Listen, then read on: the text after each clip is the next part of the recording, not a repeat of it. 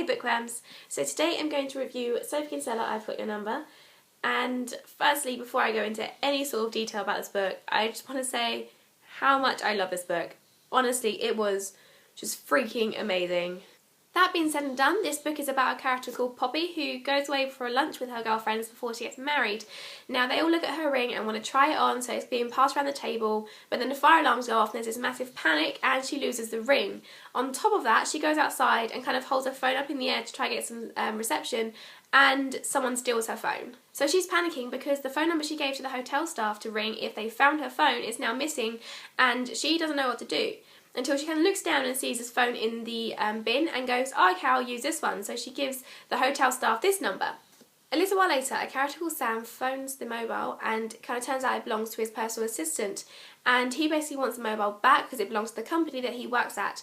Now she kind of says, look, I'm really sorry, but I really need this phone. I've given everyone this number and if they find my ring, they're going to phone this phone, so can I please keep it for a while? Now he agrees on the condition that she passes on all his emails, all his texts, everything, so he doesn't miss anything, and she kind of gives it back as soon as she possibly can. So one thing or another happens, which means she has to keep the mobile for slightly longer than he had originally agreed to, and they start bonding because they kind of text and email all the time. Like I said, I really did like this book, and one of the reasons is actually, for one, that Poppy's fiance Magnus seems like a really nice guy. Like, you know how in romance novels when they're like engaged to be married but their fiance is obviously a bit of a numpty and you don't want them to get together with the fiance, you want them to get together with the handsome stranger that they met on the street. I didn't really feel this way in this book because her fiance Magnus seemed really nice, and it was kind of his parents that were causing the problem.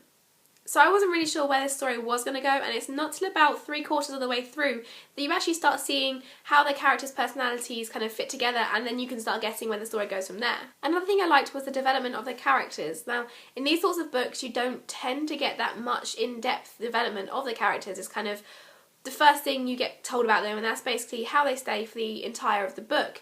But in this one, they do progress and grow, and I really liked that. All in all, I'd probably give it 4 out of 5 stars.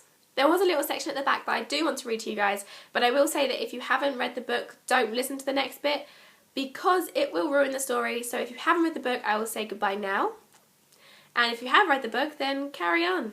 Basically, near the end, after Poppy's gone away from the altar and kind of gone towards Sam, and she's like, I choose you, I don't want Magnus, like, I want to be with you. So the passage says, I know that things are still uncertain. I know that reality hasn't gone away. There'll be explanations and recriminations and messiness. But right now, I'm entwined with a man I think I might love, and I haven't married the man I know I don't love. And from where I'm looking, that's pretty good going for now. And I honestly love that paragraph. I think it's a great way to wrap up this book because all too often in romance books, you find that they're suddenly in love with the person they've just met and they think it's going to be happily ever after. And you kind of sit there a bit like, you sure it's going to work out the way you want it to?